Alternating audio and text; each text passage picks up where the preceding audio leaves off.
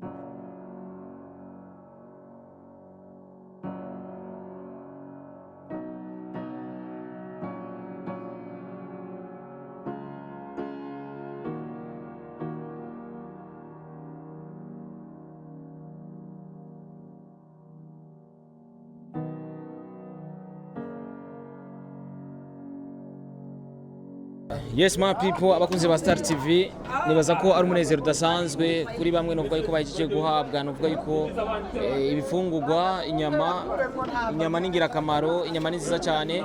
So uko biri kose ni kumwe na bamwe novuga yuko bagize ico baronka, ngira nabavugishe.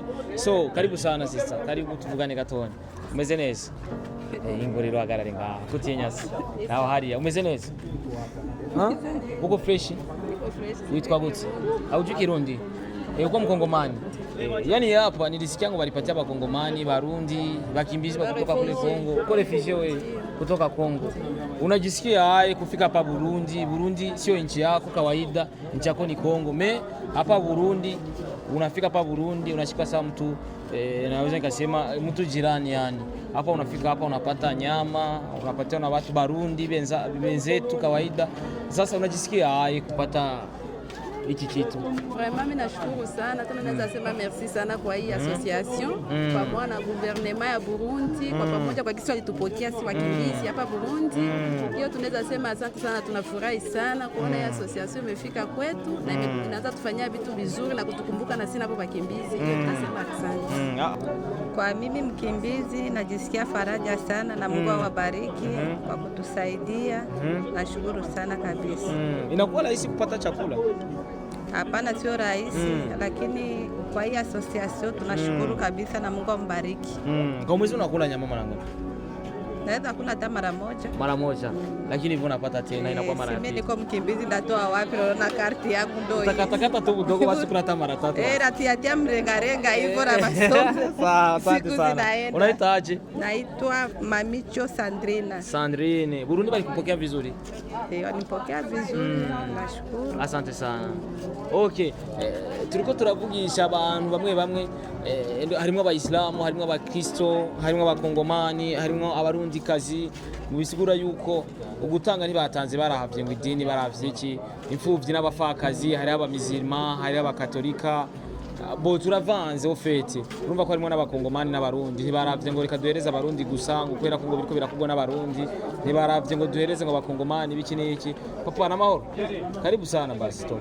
Basha kupatia we umeze neza? Uri umukirisi wewe? Egera ngaha rero tuje kuvugisha abakongomani. Urabona iyi ni association y'aba diaspora n'ubwo ko yagize ikikora kugira abantu bashobore kuronka inyama ni ikintu gikomeye cyane, n'igihe inyama yagwara twese twarashavuye. Si byose? Umeze neza none? Umeze neza. Bakwita gute papa? Nitwa Arakaza Arakaza Melchiade. Uno musi uraronsa inyama, wari witeze ko uno musi uza kubona ino nyama uhawe inyama irazimvye? Haje kiro kigeze kuranga? Ngani 10. 15, 14. Ariko uno musi uraronsa inyama utari witeze ko ushobora kuronka. Irevye ko bawara bibwiye kuzoyironka ariko uno musi urayironsa. Naka kajambo ushikiriza kuri aba bantu bakoze kino gikorwa na cyane ino association imeze neza cyane. Ino association turayishimiye cyane ukuntu yatwiyumviye ko ikaturonsa inyama kandi atamahera twatanze, ikatwiyumvira ko nyene yaravye ngo n'umukristo n'umuyisilamu n'umukongomani, urumva yatwiyumviye twese hamwe iraturonsa izo nyama. None turashimye cyane kandi turakiriye kandi ngo babazi nka 15 bazi. Ni nyinshi cyane. Ni nyinshi cyane. Rero turashimye cyane, turakiriye cyane. Uwo mutima bazowuhorane, bazokoma batwibuka n'indi myaka. Mimi nimeona mtu tunataka kufanana nikasema acha nimuite au kama tunafanana. Na tunafanana, sote tuko Afrika. Uko Murundi? Mimi niko Murundi, mimi niliishi Kongo. Uliishi Kongo? Kirundi unazungumza? Hapana, Kiswahili tu. Ulikuwa unaishi wapi Kongo? Nilikuwa naishi Uvira, Mlongwe, Afadikanije. Maana hivi uko Burundi ajiria nini? Bon, tulivyokuwa Kongo ile vita ya mnonansisi. Maana kuko mkimbizi. Litutoa Kongo tukaenda Tanzania mu refugee. Tulivyokaa Tanzania kabla turudi sasa nchi yetu ya mavuka. Hivi sasa niko hapa Rumonge hapa quartier Swahili. Barabara ya mkimbizi. Sawa. Leo bako wanawapatia nyama, ni kitu muhimu sana. Hizo nyama ziko zinatoka wapi? Ni association moja hivi kule Marekani, lakini inajaa Warundi, mimi nazaenda wazungu bamu ndani. Leo wamejitahidi wakasema chenye tuko nacho kama ni kidogo kama ni kikubwa vile acha tuchangie na wengine. Kwa siku ya leo unajisikia aje? Antuka kwa siku ya leo nafurahi sana tena sana. Kama mimi sina mume nalea watoto waene mipeke. Antuka siku ya leo naka nimepata rasio ya watoto watakuja kula hata 2 jours. Mungu awabariki sana sana sana, awazidishie riziki. Hii association endelee kutukumbuka si wa refugee, endelee kukumbuka si wenyewe tuna wanaume tunalea watoto, endelee kutusaidia na vingine. Sawa tuna shida sana maisha. Murakoze hama icambere na mbere dutangwe gushimira Imana yo mwijuru kuba dushana turi bazima kuko naco twatanze kugira ngo turi ahantu hariho benshi bifuje kugushika umunsi batagize batashize. Hama ikindi naco ndovuga abantu bagize iki kintu Imana ibahezagire cyane kandi ishishikari bahezagira kandi noneho agatima nkaka Imana ikabongere n'abandi n'undi mwaka n'indi minsi bazobera gukora igikorwa nk'iki. Nukuri turanezerewe cyane kuba babonye yuko twokwifashanya hamwe umunsi mukuru tugasangira. Ico gituma nakimvuga ati kubera babonye ko twoce dusangira bose kuri bose atamwe bagize basobanuye barubanuye ngo wewe uko nico gituma tuvuze ati Imana ibahezagire cyane ishishikari bahezagira cyane. Nagushimire big. Yego Imana igwezagire. Imbe chance basi. Safi sana. What's up? I'm Starboy ship. Turacabandanya ibikorwa turi neza na neza mu Rumonge. Hano hasa neza, cameraman ibereye ikibaracaza abantu ni benshi. Hamaze kuza nk'abantu. Nari numvise ko ari abantu ba plus de 400 personnes bari ko bararonka inyama. 400 personnes inyama plus de 14 vaches zabazwe kugira bene gihugu baronke mu Rumonge. Urumva ko atari ikintu cyoroshe cyane. So ababikoze rero Imana ibahezagire cyane. Urabona ko nabantu batandukanye, harimo abakristo, harimo abakongomani, harimo abarundi, harimo abayisilamu, bose baravanze kubera ko abantu batishoboye ntibisigura ngo batishoboye ngo bava muri katolika gusa, ngo batishoboye bava muri idini rya Islam, abatishoboye ngo n'abakongomani, abatishoboye ngo n'abarundi. No, urumva ko harimo impunzi, abarifije, imfuvyi n'abafakazi, nabo bose batishoboye uko biri kose. Urumva ko ari umunezero udasanzwe. Turi kumwe na Totodo niwe ariko aradufasha amasanamu muri Star TV 257 all the way from Burundi, East Africa. We need support. We can support kugira mushigikira abarundi biwacu. I love you too if you love me. If you don't, I don't care. So tubandanye rero dukurikirana igikorwa kuno kiko kiragenda, ariko bikubera isomo nimba uri kurakurikirana kino kiganiro, bikubera isomo nimba ino association yagize icyo ukora. Abati bureka tubashimira aho bari hose, wale waliotoa wote kwa jumla. Mwenyezi Mungu awazidishie mapenzi na huruma na wazidi kutusaidia, awape afya. Asante. Mbaki salama baba. Asante mama. Yes, my name is Maliamatu Nizigimana. I'm a member of Lego Refugee Center. We are implemented here in Rumonge, and we are saving different people, especially Muslim, non-Muslim, and the category of people like refugees and vulnerable people or individuals. Today, we have been calling them to come here just to receive 3 kgs of meat each family, and the total of the family that we have saved with the 3 kgs of meat today, it's almost, the effective was 475 coming from different areas. The people are living here in Rumonge, the people are living at Mutambara, especially refugees who are coming from there. They came here, so they received their 3 kgs of meat today. This association is called the Lego Refugee Center, which is save different category of people without basing on religion. Muslim and non-Muslim, all are saved here. So, and this association has a purpose of helping refugees and the individual and the vulnerable people, with the intention of showing people love, dignity, and compassion. We know as a human being we have to live with love, compassion, and with dignity as a human being. That's why the association has been created, and we are trying our best to see if we can support those kind of people who are facing challenges in life. Last time as an association that is based here in Rumonge, last time we have saved these people, refugees and vulnerable people, with some kgs of rice and beans. They received in 3 months, 3 months ago. But this time we are coming with this idea to give them 3 kgs of beans. We have been doing this activity, and we have a big plan, even in the future. This is just the beginning, you can say. We are thinking about coming again, calling them again, just to receive different stuffs and the item from this association we have been doing, and we hope that in the future we're gonna help them with the other different stuffs and the items. Thank you. Yes, uko biri kose abakunzi ba Star TV twavuye neza na neza aho twari turi mu Rumonge kuri centre twagiye ahantu bita mu Kigwati ni ku Mutambara niko numvise, ariko cy'amahema, Kigwati cy'amahema n'abantu nuvuga yuko bagikeneye ubufasha, bagikeneye gufashwa, bisigura yuko abagize icyo bakora Bwakoze vyiza cyane, ariko abataragira icyo bakora bisigura yuko ni somo kugira babone yuko hari abandi bagize icyo batanga, kwera ko gerageje kuraba hari abandi bagikeneye, hari abandi bacifuza ubwo gufasha. Ndi kumwe n'umumama ngaha, murabona yuko nawe ne yaronse kakanyama, ngenda muvugishe gato kwera ko nibaza yuko utaronse n'uwaronse bose ntibameze cyo kimwe, kandi ayagushimira umuntu yagize icyo akora. Ni association ubwo iri muri Etats-Unis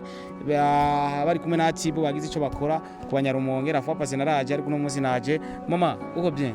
Niko bien papa. Unazungumza lugha gani? Kirundi, Kiswahili, Kirundi vyote naongea. Byose uravuga. Kuko turabarundi katuvuga Kirundi. Mama uno munsi uraronse inyama kandi nibaze kutaruvyiteze, kandi nibaze ko atana amafaranga watanze kugira ushobore kuronka zino nyama, ariko ku bugombe bw'Imana. Imana yaciye mu muntu birakugeraho, kubera ko Imana mu gukora ica mu bantu hama bikakugeraho, kubera ko Imana itashatse gukora, itashatse kwica mu muntu kugira ashobore gutanga ico kintu nticoboneka. Mama ni igiki kintu wo message yawe worungikira ujya muntu yagize icyo akora kugira ushobore kuronka kano ka? Assalamu alaikum wa rahmatullahi wa barakatuh. Twe turashima uhoraho n'ukuri watanze isadaka yiwe, Imana muhezagire igira icyo umwongera ikiruta nk'iki yatanze. Turashima kwera, ariko ari abandi basigaye mu mubabaro bataronse, nabo Imana itanze ubushobozi murategereza kubiyumvira. Turi benshi cyane, turi ngaha twatoye n'amazi. Turashima ihoraho, Imana ibahezagire. Okay, murakoze cyane mama. Nibaza yuko ahavuye ibi kumbura hari abandi baza kubona bino bizize kubabera isomo, usange nabo barageze icyo bakora, inyuma yabo ugasanga araje abandi. Inyuma yabo biriho muraza muratwibuka n'ukuri. Ibibazo dufise ngaha ni byinshi, si ibinyene, ariko turashima n'ukuri.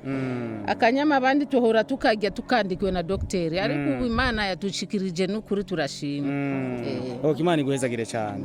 Okay, thank you so much. Ibiro turi muno munsi cyane, ibintu twako turabereka turi kumwe na Totodo neza na neza. Murabona ko turi mu Kigwati, na ahantu abantu bakeneye ubufasha, na ahantu bakeneye yuko mushobora kubafasha kugira nabo bagumane umunezero cyangwa babone yuko bari kumwe n'abandi, kubera ko uno munsi twese nituri bamwe. Nanjye mpora niyumvira ati kubera iki nafise imodoka hari undi umuntu afise imodoka, ariko nca mvuga ati Imana niyo yashatse ko bibuku, ariko mu gihe ufise ubuzima burutu bw'abandi iteho abandi bafise ubuzima buri munsi yaho kugira bigende neza cyane. So Starboy the ship, nibaza yuko ibikorwa twari ko dukorera mu Rumonge birangiriye hanyene, urabona hariya baracabaha ibyasigaye. Nibaza ko ibirori byacu birangiriye hanyene. Association uvuga yuko iri muri Leta z'Ubumwe bwa Amerika yagize kino gikorwa. Imana ibahezagire cyane. Starboy the ship band, kamera turi kumwe na Totodo niyo dufashije amasanamu. Ukeneye agapira keza cyane simbira muri Star TV, ukeneye agapira kanditse ko Starboy the ship simbira muri Star TV kugira tuguhereze imipira myiza cyane ifise logo nziza, brand nziza ya Atari. No musi mu Rumonge nagiyeyo kandi ndasubiye Bujumbura wacu, ariko biko twikorera igihugu cyose. Imana ibahezagire. Thank you so much.